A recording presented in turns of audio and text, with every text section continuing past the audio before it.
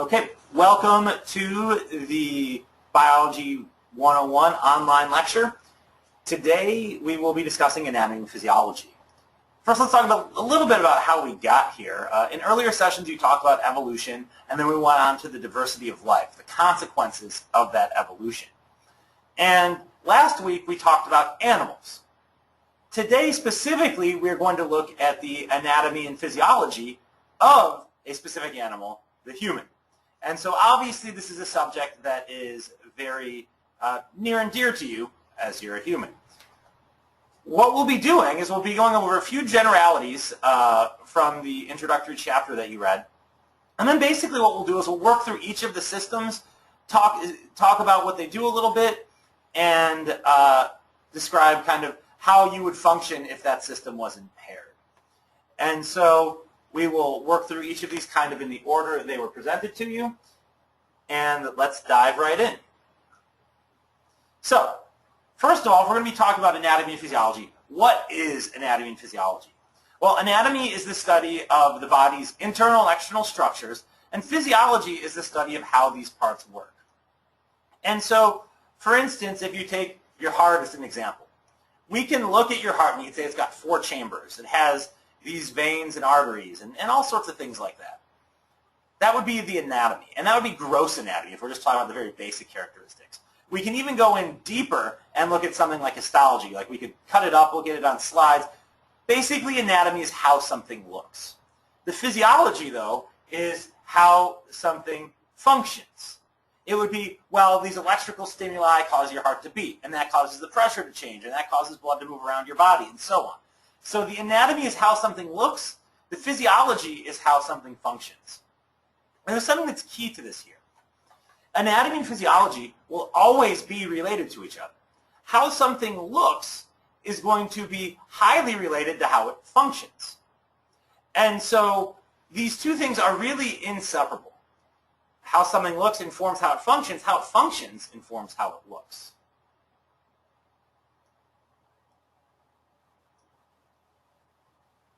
So, onto a second major concept, how does the body regulate itself? And basically, your body needs to maintain homeostasis. This is a relatively stable internal environment that is most often regulated through negative feedback mechanisms. And so, in this example on the slide, if your blood O2 is low, this will be sensed by your kidneys, and it will cause your bone marrow to increase the production of red blood cells so that you're better able to distribute oxygen throughout your body and so on. Let's take a moment to talk about homeostasis as a function of temperature, right? We all know that your body is supposed to maintain itself at about 37 degrees Celsius or 98.6 degrees Fahrenheit. And what this is maintaining homeostasis. That is the optimal temperature in which your body functions. Everything goes best kind of at that temperature in general. And so your body has to maintain that temperature. And so how does it do that? Well, let's say it's a very hot day out. And your body then needs to cool itself down. And so what it's going to do, you're going to sweat.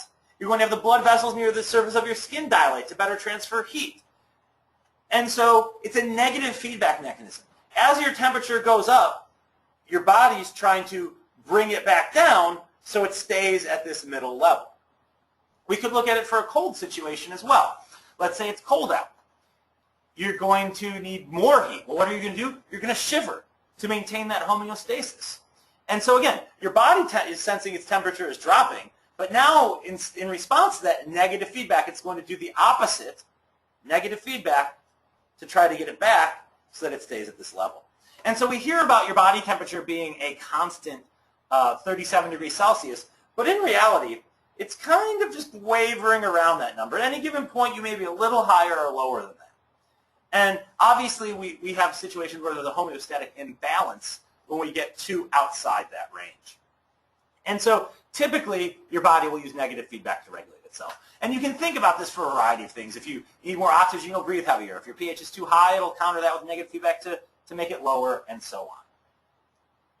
let's move on from homeostasis and negative feedback to the levels of organization.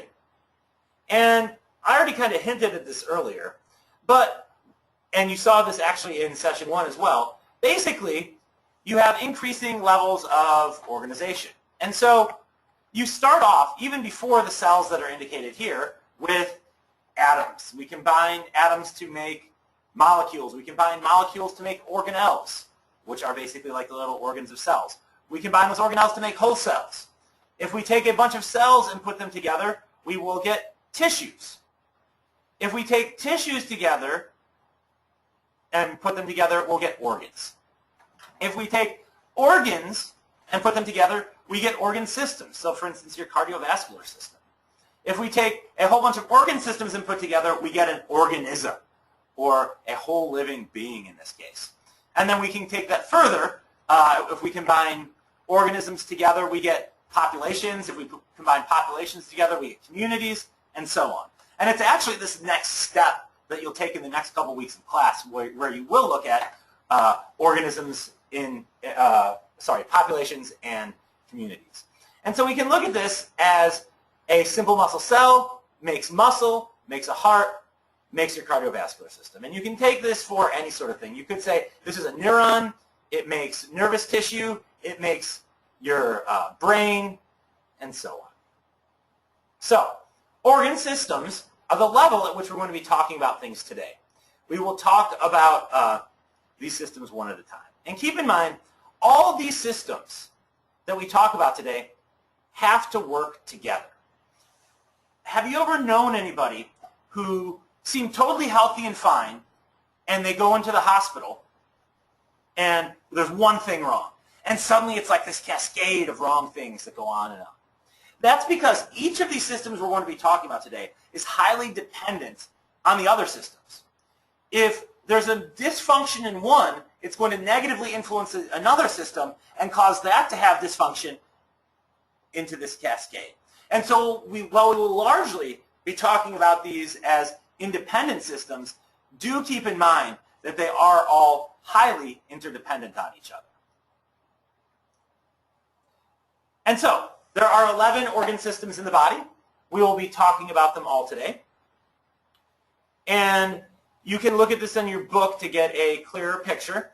But what we have are the integumentary system, the skeletal system, the muscular system, the nervous system, the endocrine system, the immune system, the cardiovascular system, the respiratory system, the digestive system, and the urinary system, and then the male and female reproductive tracts. Although they are different substantially between males and females, they are the reproductive system. One thing to keep in mind, these two, the digestive and urinary systems, were not covered in your reading for this week because we covered nutrition very early on in the semester. However, just so we're sure we cover all the systems today, we will briefly mention these two. And so we will basically go over them in the order I just described to you. So let's start out with the integumentary system. All right, what is the integumentary system? Well, it is basically the system of things that line your body, and primarily the skin is your main integumentary organ. And so the obvious thing your skin does is it covers your body, but it also protects underlying tissues and organs, right? Your skin does provide you with a layer of protection.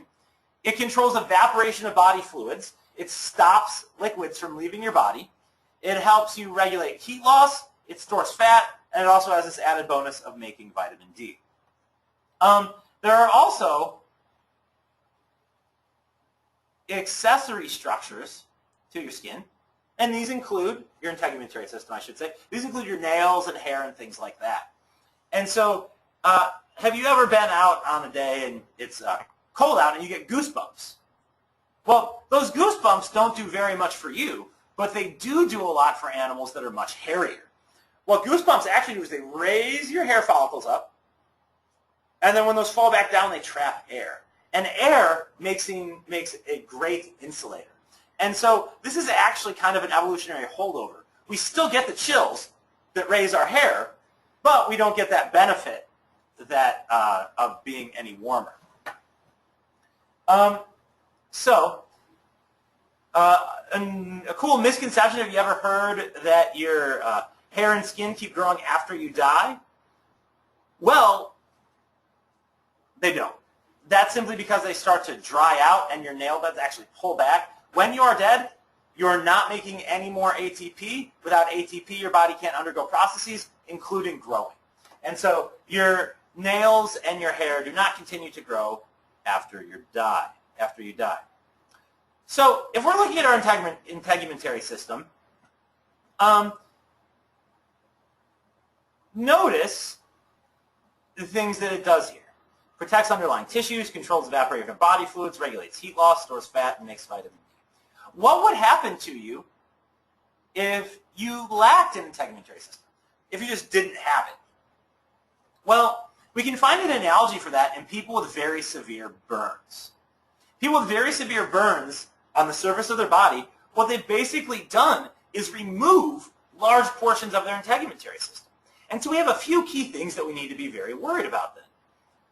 The first one is, where do you find these people who have had these bad burns? Well, we find them isolated. We find them under constant attention, and we find ourselves trying to avoid spreading microbes to those people. And when we talk about protection, one of the best things your skin does is it stops microbes from growing on it. And so when you get burned, you no longer have this first layer of defense against microbes. And so if we don't constantly remain vigilant, you would get very significant infections there. You can imagine throwing a piece of steak on the counter. Eventually microbes are going to grow there. And same thing is on you. Your immune system would have a great difficulty compensating for that. Other thing is fluid loss. Your skin stops water from evaporating. Think about a burn victim. There's lots of fluid oozing out of there. And furthermore, after that, you're going to have incredible levels of potential evaporation. So your skin keeps that moisture in as well.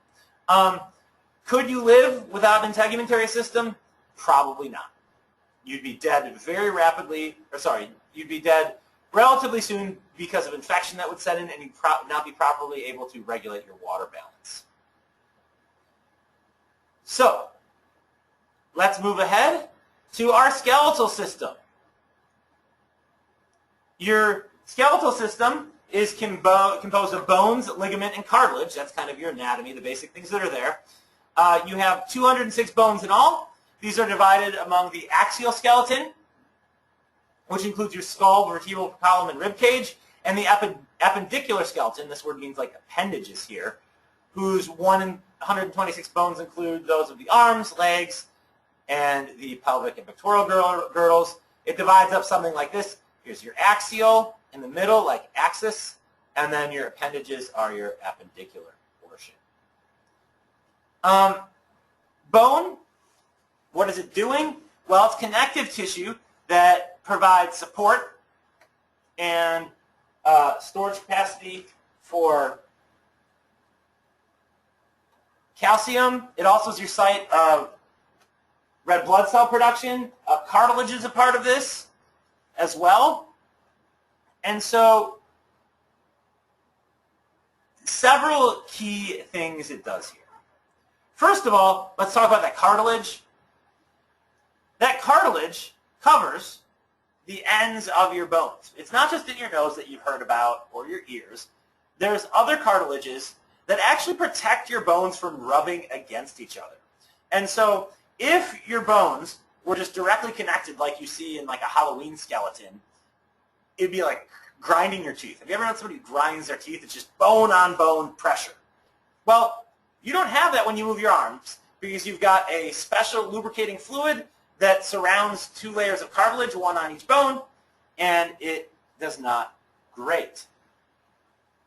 Another thing that we talk about there, we talked about red blood cell production. Without your bones, you could not make red or white blood cells. Your bones have marrow inside. If you've ever heard of bone marrow, that's the part in the very interior of your bone. Your bones are actually slightly hollow in the middle and filled with this bone marrow, which is a site of blood cell production. Your bones also help regulate your amount of calcium in your body. Your body uses calcium for a variety of functions. And what your body does is it stores that calcium in your bones. When your body is deficient in calcium, you will extract that calcium from the bones to use in your body. When your body has an excess of calcium, you will take that extra calcium and put it in your bones. And so as long as you eat a healthy diet, you should always be giving some calcium to your bones, taking some back. And so for us, this is not that big of a problem. But if we take an example like, say, some species of bats, bats have very calcium-poor diets. And when they actually go to gestate or make an offspring, what will happen in that bat is they will leach tons of calcium out of their bones to develop that offspring, such that their bone mass will go down something like 30%. And then they've got to spend, after that offspring is gone, they've got to spend all that time building up that bone mass so they can lose it again. It should make you think of something like osteoporosis, the loss of bone mass. One of the best ways to avoid osteoporosis is to be active, and have enough calcium to start with. Because just like your muscles get stronger with use, so do your bones. Well, look at it this way. Let's say you took someone like a big bodybuilder like Arnold Schwarzenegger, and his muscles got really strong, but his bones didn't get any stronger simultaneously. You can imagine him flexing and just snapping his arm. And so your bones respond to the needs that are placed on them just like your muscles. And so one way to help avoid osteoporosis later in life is to remain active. So when you get older, you go in starting with stronger bones that have more of these elements in there that make them stronger, and so you can afford to lose more.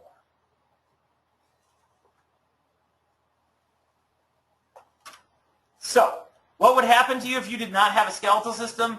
Well, there's lots of bad things that we can imagine, but the biggest one would be you would literally be just skin and bones, which would make you kind of a pile of mush on the ground, because without bones, your muscles would have nothing to pull on. And so that brings us to our next system, the muscular system. Muscles are useful for things like, obviously, movement. They're useful for communication. So, for instance, your facial muscles allow you to talk and make different expressions, and you can see how you can get an idea how somebody's feeling by looking at them. Another major one is heat production. Shivering is nothing more than just moving your muscles a lot to get excess heat. And so if you've ever exercised, you exercise and you get hot. That's because your body is converting chemical energy to mechanical energy of movement. That chemical energy is coming from, let's say, glucose. You're breaking those bonds to make ATP to turn that glucose into a movement. However, as we saw early in the semester, no transfer of energy from one form to another is 100% efficient. Some has lost this heat. And so what happens is when you work out, you generate excess heat that you have to lose. All shivering is your body doing this a lot in order to get those muscles to move to generate that heat. But in this case, it's not excess. We're going to use that heat to keep you warm. And so what is the most obvious consequence of lacking a muscular system? Well, you'd be there like this. You would be literally just skin and bones, as I mentioned before. You wouldn't be able to move. And obviously, if you weren't able to move in any way, survival and reproduction would be very difficult, and so you must have a muscular system. What makes muscles move, though, is signals, nerve signals, your voluntary movements from your nervous system. Your nervous system includes all the nervous tissues in the body, plus your sensory organs, your eyes and ears and stuff like that.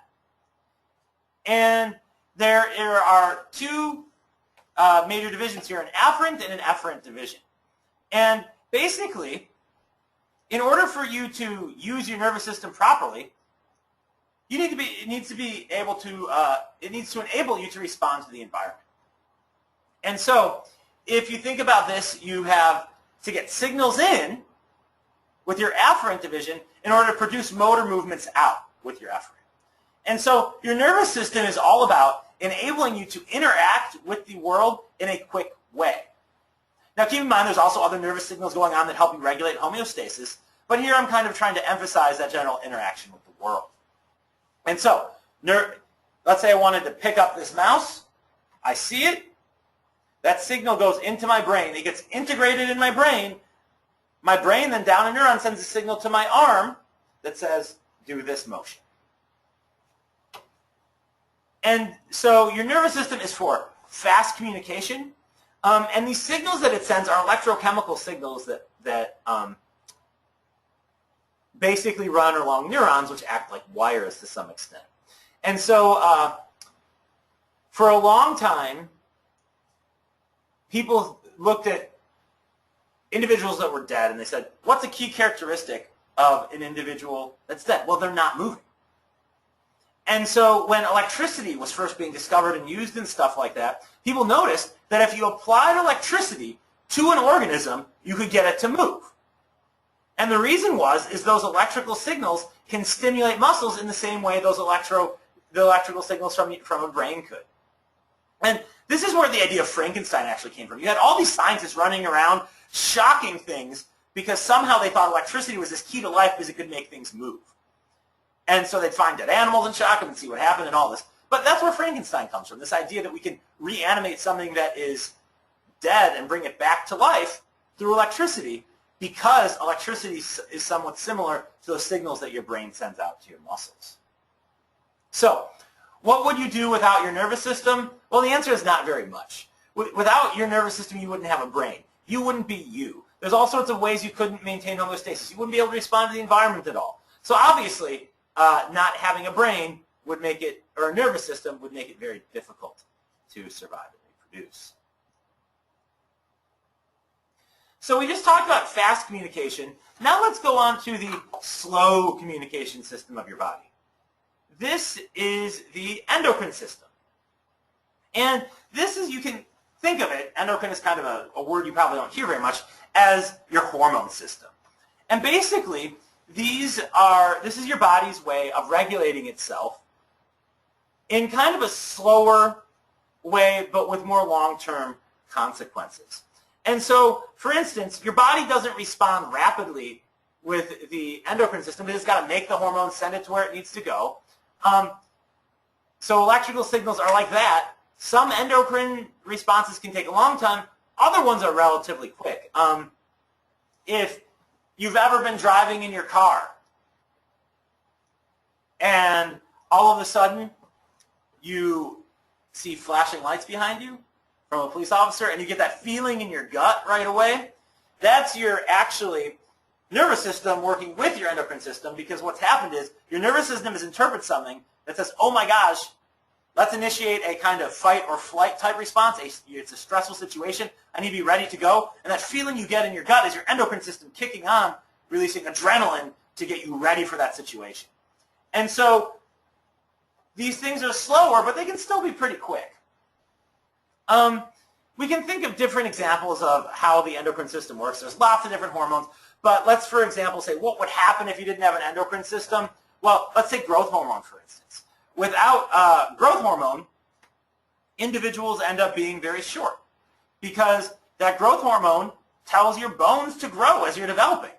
And without that, you wouldn't develop in the same way.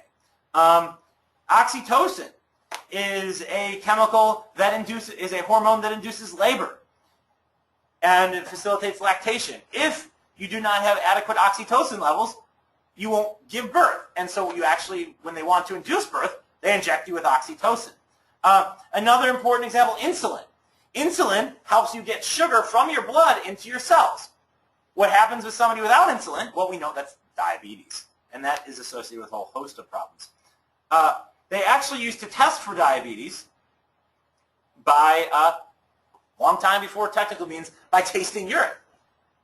And the reason for this was if you had excess sugars in your blood, much of that would be eliminated in your urine, and so a person's urine who has diabetes would be very sweet. And so if you didn't have this system, I gave you 3 examples of things that would be a problem, but you would have all sorts of problems with regulation. you wouldn't probably be able to grow, to reproduce, to do all sorts of things. And so really, the endocrine system is important for your survival and reproduction. Let's move from our endocrine system onto our immune system. Your immune system is really your body's defenses. It's going to protect you primarily against bacteria, fungus, and viruses. Basically, what your immune system looks for are things known as antigens. And an antigen is any substance that sets off an immune system response.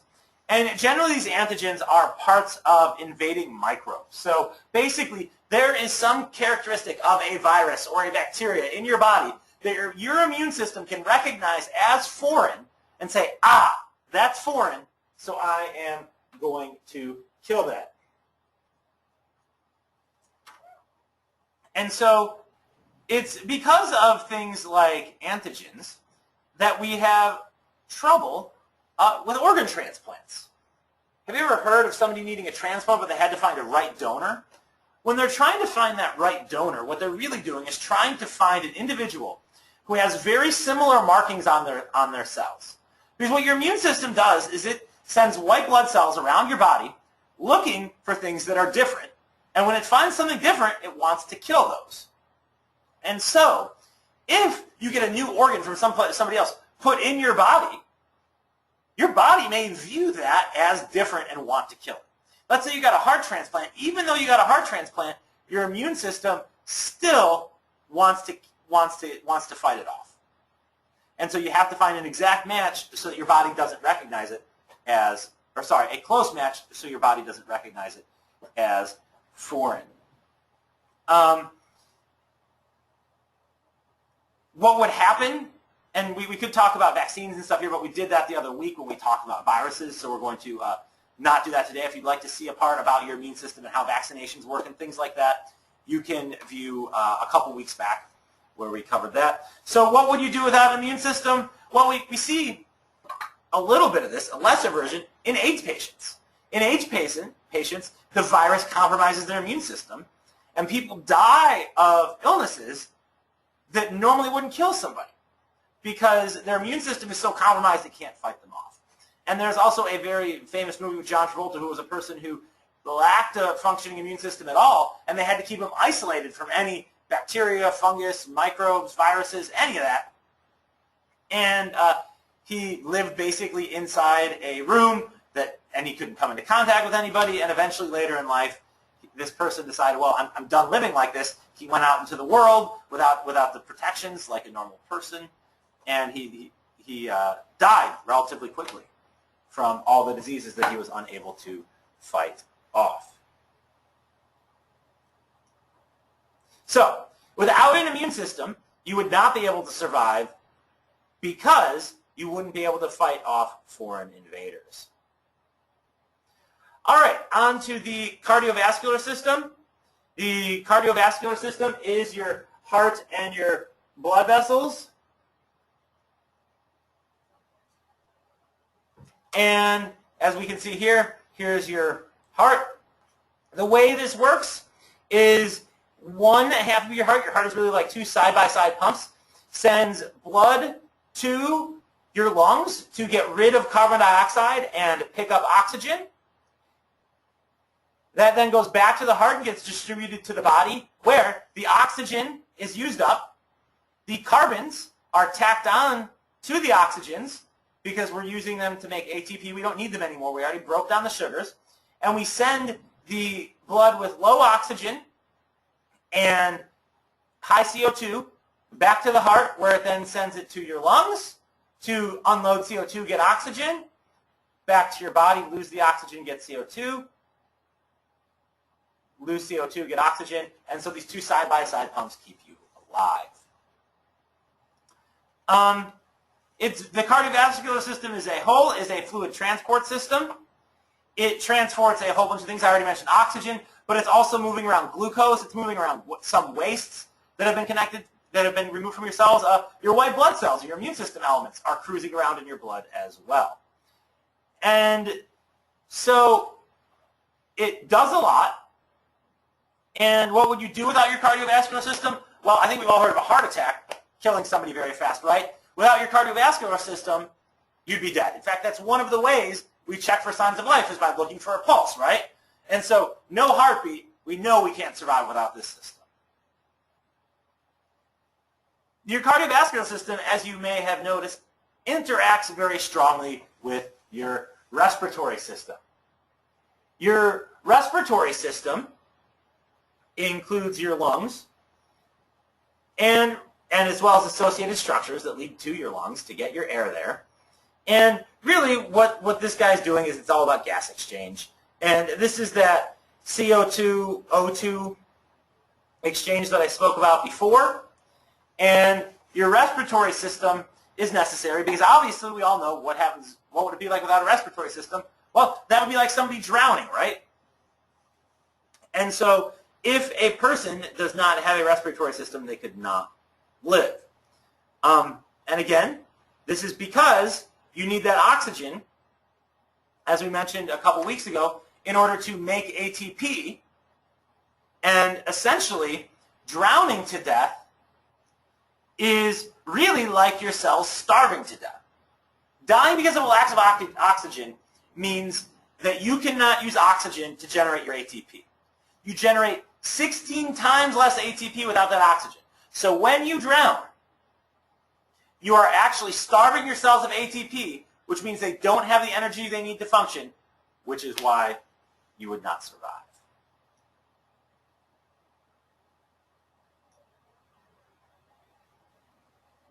The digestive system, we'll only hit on this very briefly because it was not included in your reading for this week. You can go back to your section on health and nutrition early on from the semester if you wanted to know more about this. Here's your digestive system. It's one that we're all familiar with, or a little bit more than some of the others, because you eat food, it goes into your body, into your stomach, through your small intestine, through your large intestine, and is eventually defecated out. The main job of your digestive system is to get energy from food. And so you can imagine without a digestive system, things would not be going that well for you because you couldn't get any energy.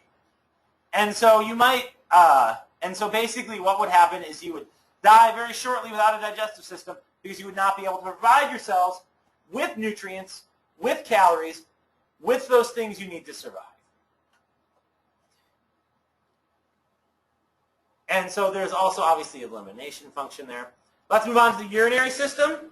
The urinary system oftentimes seems very simple. It's, well, it's liquid waste. That's what it does. But it does that in a much more complex way than you might think. It helps regulate a lot of fluids and pressures and balances inside your body. And so primary thing it does, filters waste material from the bloods for eliminating them in urine. It regulates blood volume. And it helps us actually conserve useful things. Your urinary system is very selective about what it gets rid of. And it does so by keeping the good things, getting rid of the bad. Because, for instance, you typically want to keep the sugars in your blood. And so those are good. Let's not get rid of those, is what your body would typically want to do. It also helps with acid-base balance and some other things. What would you do without a urinary system? Well, we have an example of that, and that's kind of, have you ever heard of somebody needed to be on dialysis treatments? That is when their kidneys have shut down, or they don't function well enough, let's say, in order to properly filter the blood. And so what happens is then you then hook somebody up to a machine, the blood goes through that machine and it gets filtered that way and then back into their body. A person whose kidneys aren't functioning well would eventually get a buildup of toxic substances inside their body so bad that they would die after some time. But luckily we have dialysis treatments which enable somebody to properly filter their blood.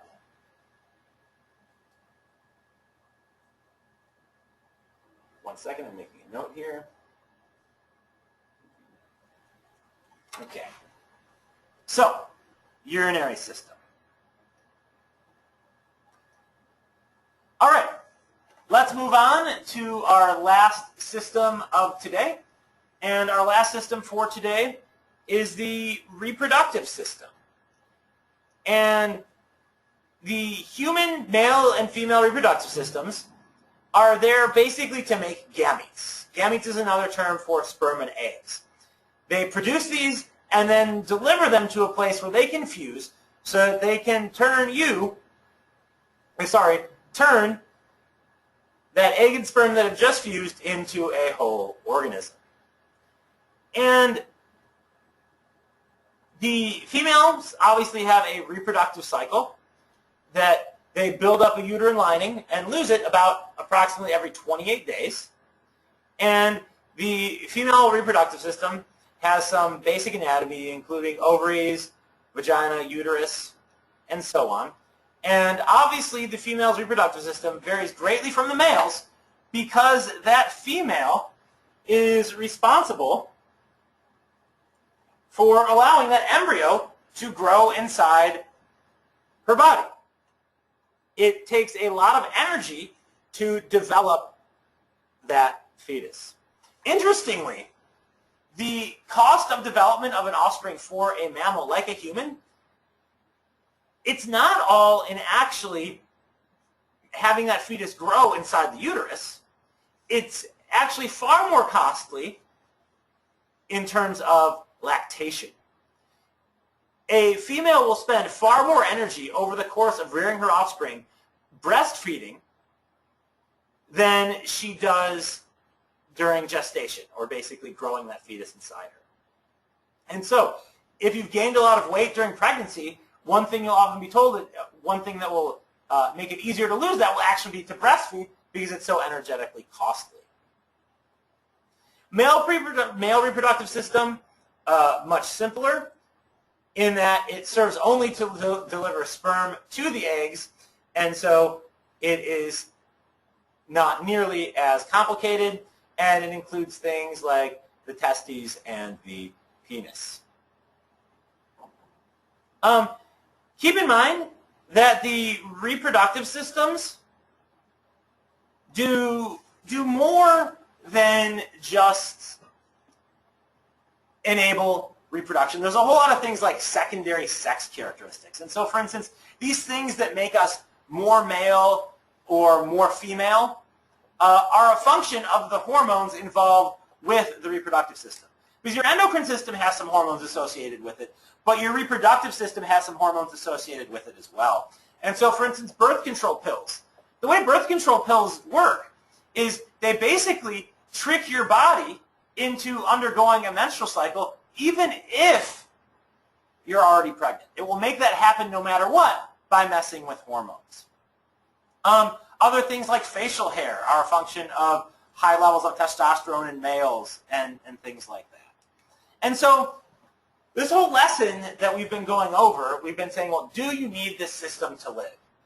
And when it comes to the reproductive system, the answer is, well, you don't necessarily need it to live, but you would have a whole bunch of serious issues if you did not have the reproductive system. All those hormones and things associated with the reproductive system would cause you lots of problems.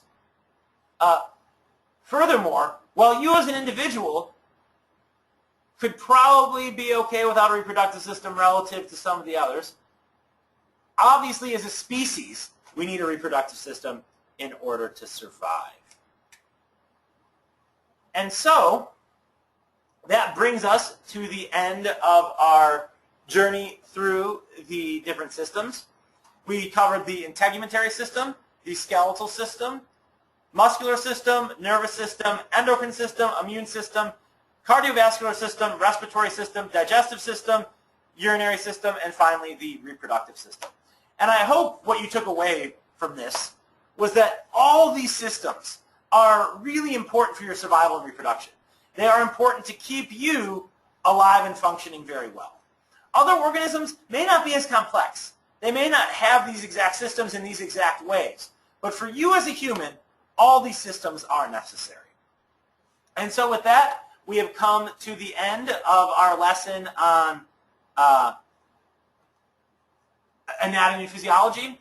And next week, we will journey into, we've made a whole organism in our lesson today. We'll talk about groups of organisms together, or sorry, groups of, let me rephrase that. We will talk about populations and communities. Let's keep the definition simple.